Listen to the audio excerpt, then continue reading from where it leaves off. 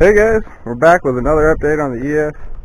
We got quite a bit of progress done. I keep jumping ahead, but like I said, we got some more exciting stuff happening in the future, and there's a million motor swap videos on YouTube already, so we're just going to go ahead and skip to the fun stuff once we get there. But this is an update on where we're at.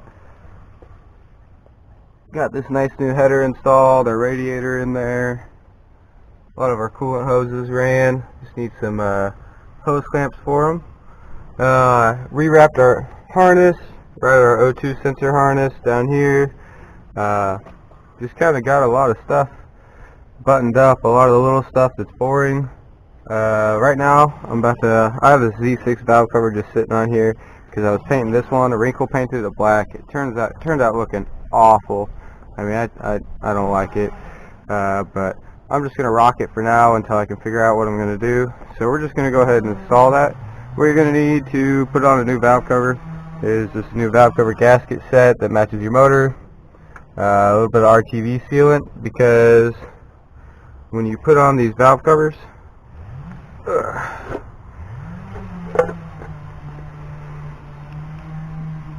you want to put a little bit of RTV sealant down in these corners on both sides, because they'll tend to leak if you don't. For some reason, the rubber seal on the valve cover gasket just doesn't like these corners too much, so they end up leaking after a little bit of time. So it just helps you out in the future, prevents any oil leaks and stuff. So yeah, just stick a little bit of RTV sealant in here.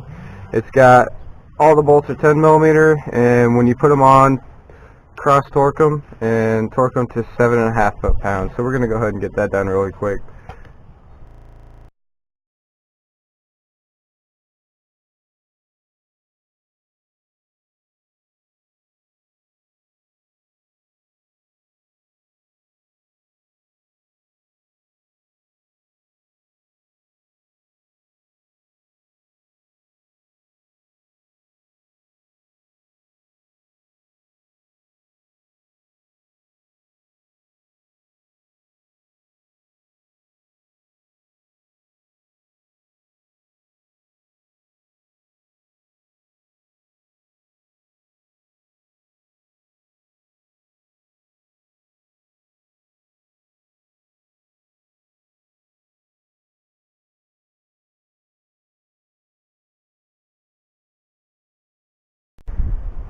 And there we have it. We got the valve cover put on. I don't know why, but the torque spec on that torque wrench, I don't know, it just didn't seem like the torque wrench was working out, so I just do it by hand, by feel. But yeah, we got it on there. Now that it's on there, it doesn't look so bad, but the paint job just, to me, looks awful. I mean, it's wrinkled in all the wrong spots, but still, we'll use it for now.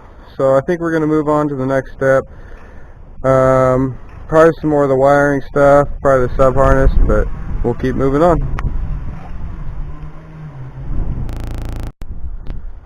Okay, so this is where we're going to leave off for today. I got spark plug cables all installed, spark plug wires, whatever you want to call them, air intake installed, battery tray, battery in, I drained out all the old fuel, put in our new fuel filter back here, hooked up all the fuel lines, double checked all the wiring. All that's left is to put some hose clamps on the radiator hoses. Got a coolant line to block off back here, and then add all the fluids. Obviously a hose to the overflow bottle. But after that, we just got to add all the fluids, and I think tomorrow we're going to start it up for the first time. Alright guys, so here goes the raw first start attempt of this car. We just got some fresh 91 octane in the tank, fresh oil, fresh filter, fresh MTF from Honda, coolant, everything's all topped off. Actually, we should probably get ready to bleed that in case it does start.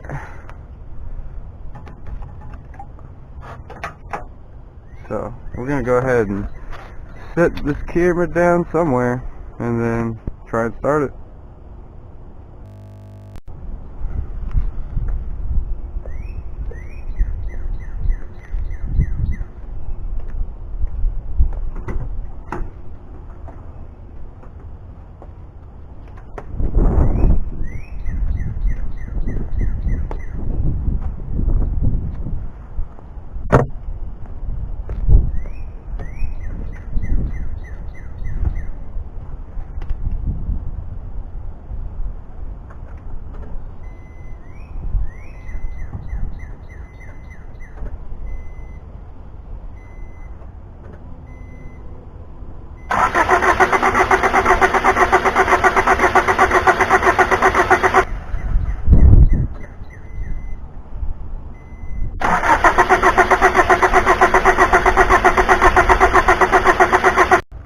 Alright guys, I did some research and I think I found a problem. I bought an aftermarket distributor. You see this white and orange wire right here on the end? Well, if you look, the white wire is on the inside and the orange wire is on the outside when it plugs into here. If you look on here, orange wire is on the inside and the white wire is on the outside. So I'm going to go ahead and swap those around and see if that fixes my problem. Alright, so I got those wires swapped around so they match up now. Orange is on the inside, matches that one. Hopefully that fixes our issue. It's just like if you're going to buy cheap Chinese parts, you may not pay out of pocket, but you are probably going to pay with your time. I guess let's go ahead and try and start it again.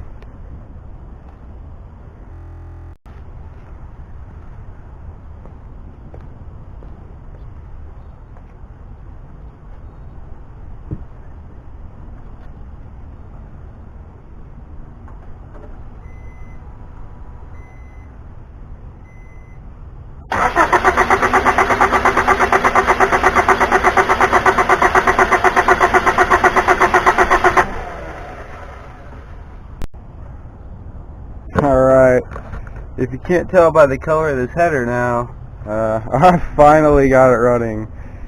Turns out the previous owner who had this car, when they did the wiring on the distributor plug over here for OBD1, they just used a bunch of butt connectors that got really corroded and the connections broke down every time. It just had a really bad connection, so I just took it all out, resoldered and heat shrinked it all so it's all got really good connections and fired right up. So I'll go ahead and start it up for you guys and show you that it runs now.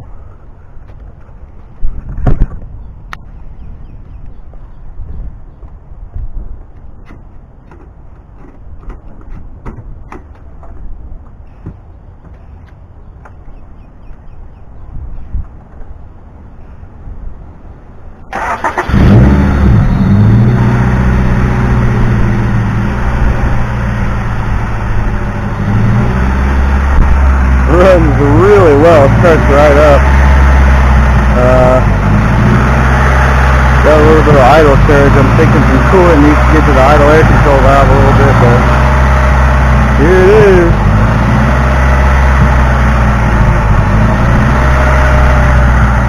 But boy, am I excited that it runs fast. It sounds really nice.